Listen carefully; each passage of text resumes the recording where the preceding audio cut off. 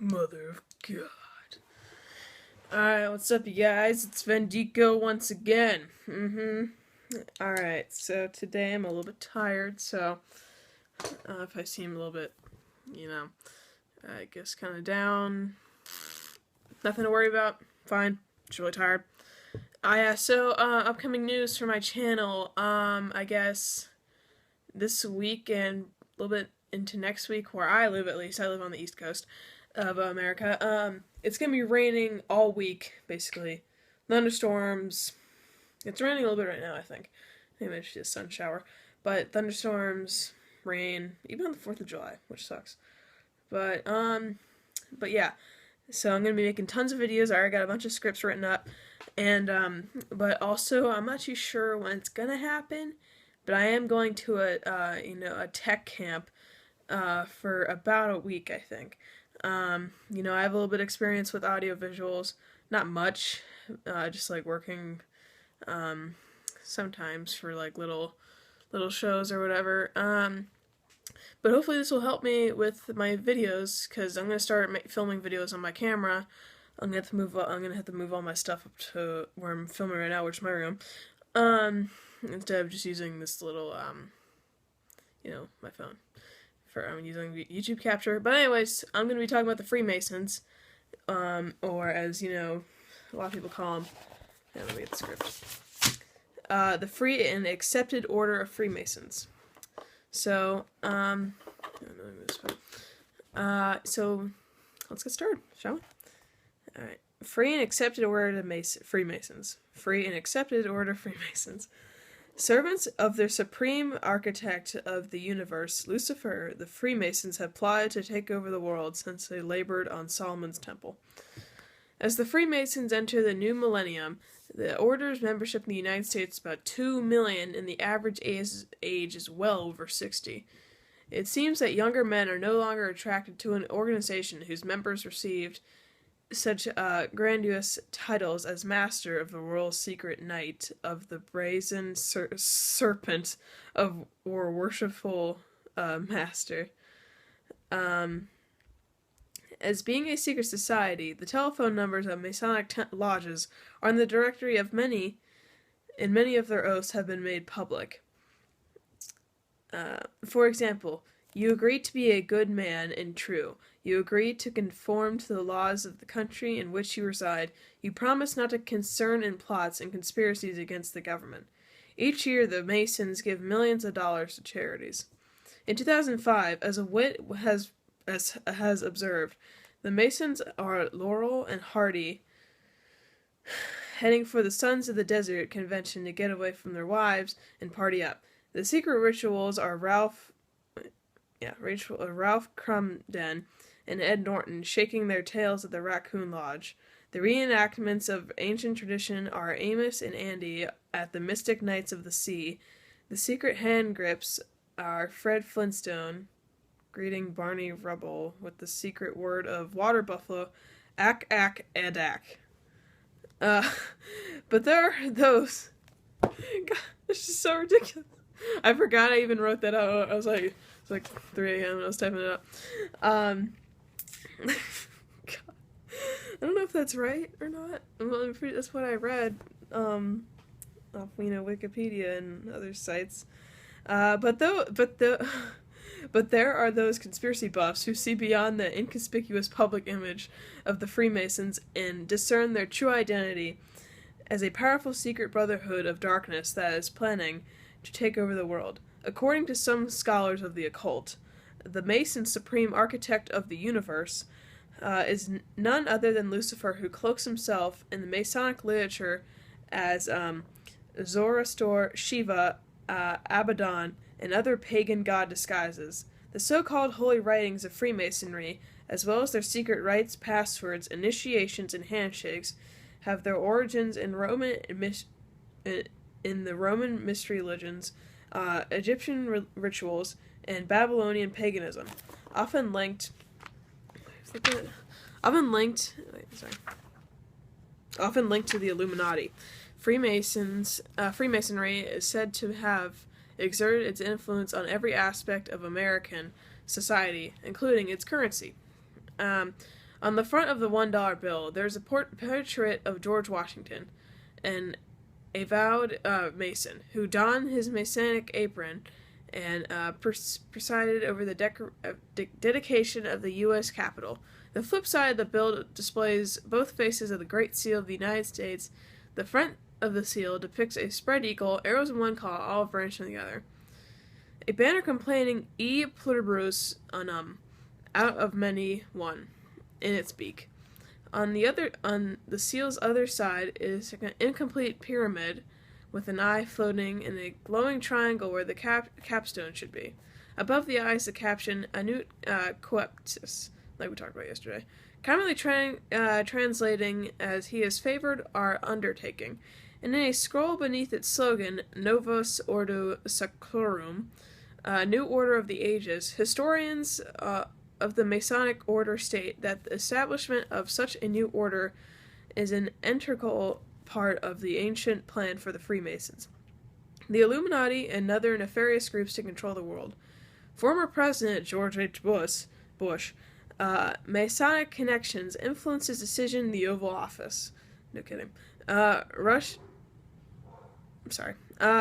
Russia's premier, Mikhail Gorbachev, is the secret Mason who worked with the Bush to initiate a new world order. Most scholars agree that the pyramid represented in the bill is the Great Pyramid the Great Pyramid Giza, which to a Mason is emblematic of the continuity of the craft of Freemasonry from the dawn of civilization in Egypt. It is also a reminder of the legend that Egyptian civilization was founded by survivors of Atlantis, and that the United States is the new Atlantis foretold by the great master Mason, Sir Francis Bacon. The pyramid with the all-seeing eye represents the great architectures of the United States to establish a nation that might one day reveal itself as the heir of the ancient mysteries of Atlantis and restore all humankind to earthly paradise that existed in that golden age of old. The central mythos of Freemasonry centers on the building of the great temple of King Solomon and Solomon securing the services of the most accomplished architect in the world, Hiram Abiff, who designed the magnificent temple according to the precepts of the great architecture of the world. Although Hiram is mentioned in biblical accounts as master of the arts of construction, the rites of Freemasonry extend beyond the temple and fashion a parallel myth, portraying Hiram as a primary figure in the creation of the temple, according to Masonic tradition. The ancient builders of Solomon's temple created the rites still practiced in modern lodges, with the various degrees of initiation and their secret symbols and handshakes. While the free and accepted order of Freemasons may claim to be the oldest fraternity in the world, historically it does not date back to the Masons working on Solomon's temple, nor does it date, as some Masons vow, to those who labored on the Egyptian pyramids.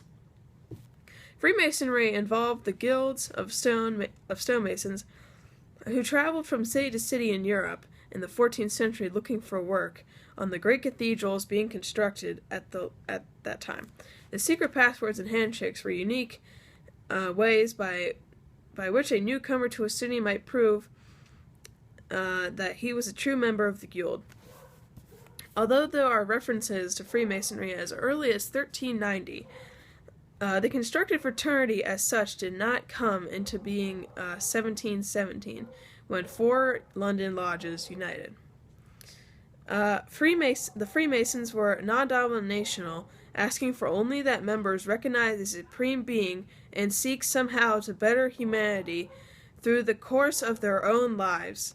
Because men of the low rank could join in no religious philosophy who deemed superior to other, the lodges of Freemasonry became champions of the emerging concepts of democracy that were suffusing the Enlightenment. Such freedoms of thought and spirituality did not endear the organization to certain facets of the established society, particularly the Roman Catholic Church, who condemned the fraternity as an anti-Christian. By mid-1700s, Freemasonry had established its lodges throughout Europe and had been carried across the ocean to the New World by numerous immigrants. George Washington, Benjamin Franklin, John Hancock, Paul Revere, and many other of the founding fathers of the United States were Masons. As a freed slave, Prince Hall, who was initiated into Masonry by a British soldier in Boston, later founded an African lodge, which became the still extant Prince Hall Masons. Sorry about the barking and talking. After the Revolution, Freemasonry became extremely powerful in the United States. Lodges sprang up in the smallest of villages and became an undeniable sign of prestige in any community to be a member. For businessmen who wished to succeed, it was almost a requirement to join the Freemasons. It was the tragic death of one of its members in 1826 that led to the near annihilation of the Masons in the United States, William Morgan, a delusioned Mason from Batavia, New York. Let it be known that he was writing a book that would reveal all the secrets of Masonry to the world. The printer shop was going to publish his manuscripts. The printer shop that was going to publish his manuscripts were torched. And a few days later, Morgan was arrested on trumped-up charges that he was arrears on the $2 debt. That night, a stranger arrived to pay Morgan's bail, and the dissident Mason was seized by a group of his fellow lodge members and forced into a carriage. Neither Morgan or his remains were found. It's pretty scary. One of the cornerstones of Masonry is loyalty to its members. While the entire nation was offended by the manner in which juries were stacked in favor of Masons accused of having murdered William Morgan. The general population was shocked by the power of the secret society that could stonewall 3 special prosecutors.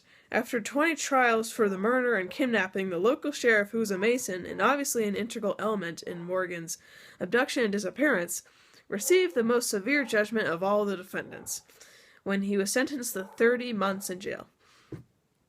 2 years and a half. Anti-Mason sentiment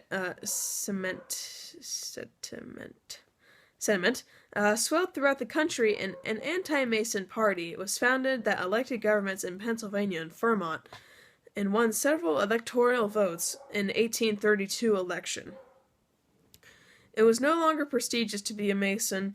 In state after state, lodges closed. Overall, the fraternity lost more than half its members. By 1845, Freemasonry began to revive in the United States, but never again achieved the social status it once enjoyed. In 1872, 2 Masons formed a kind of parody of the Masons and named it the Ancient Arabic Order of the Nobles of the Mystic Shrine, aka the Shriners. By 1897, the Masons had about 750,000 members, and societal pressures had lifted as numerous other fraternities, organizations such as the Knights of Columbus, the Benevolent, the Protective Order of Elks, the Odd Fellows, and the Loyal Order of the Moose sprang into being.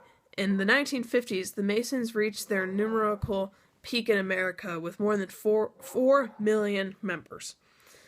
Depending upon the prejudice of the beholder, the Freemasons remained a fraternal group that donates generously to charities, or an insidious secret society bent up on world conquest. Alright, so thank you guys so much for watching this video. I apologize for the annoying barking in the background. It's my dog. She has issues, definitely. Hope you guys have a good day. Make sure to, like, subscribe, comment, do whatever you want. Have a good day, and just keep being you if you're a good person.